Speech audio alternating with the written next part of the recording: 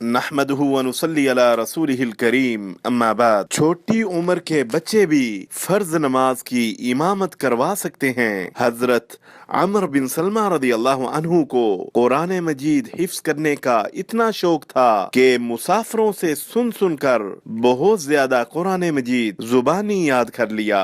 حضرت عمر بن سلمہ رضی اللہ عنہ سے مروی ہے، ہماری رہائش پانی کی گزرگاہ پر تھی جہاں سے مسافر گزرا کرتے تھے۔ ہم ان سے پوچھتے مدینے کے لوگوں کا کیا حال ہے اور اس آدمی یعنی محمد صلی اللہ علیہ وسلم کا معاملہ کیسا ہے؟ لوگ جواب دیتے وہ شخص دعویٰ کرتا ہے کہ وہ اللہ کا رسول ہے اور اللہ اس پر ایسی اور ایسی وحی نازل کرتا ہے۔ میں اس وحی کے الفاظ یاد کر لیتا گویا کسی نے میرے سینے میں وہ آیات جما دی ہوں۔ اہل عرب ایمان لانے کے معاملے میں فتح مکہ کے منتظر تھے اور کہتے تھے اس آدمی اور اس کی قوم کو اس کے حال پر چھوڑ دو، اگر یہ اپنی قوم پر غالب آ گیا تو یہ سچا نبی ہے۔ پس جب مکہ فتح ہوا تو ہر قبیلہ پہلے اسلام لانا چاہتا تھا۔ میرے باپ نے بھی اپنی قوم کے ساتھ اسلام لانے میں جلدی کی۔ جب وہ نبی کریم صلی اللہ علیہ وسلم سے ملاقات کر کے آیا تو کہنے لگا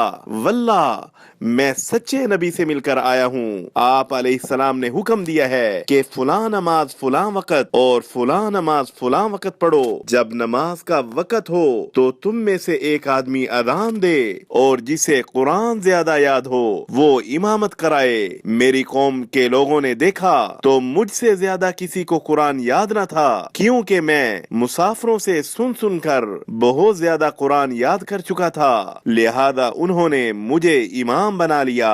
اس وقت میری عمر 6 یا 7 برس کی تھی۔ اسے بخاری نے روایت کیا۔ وصلی اللہ علی النبی الکریم۔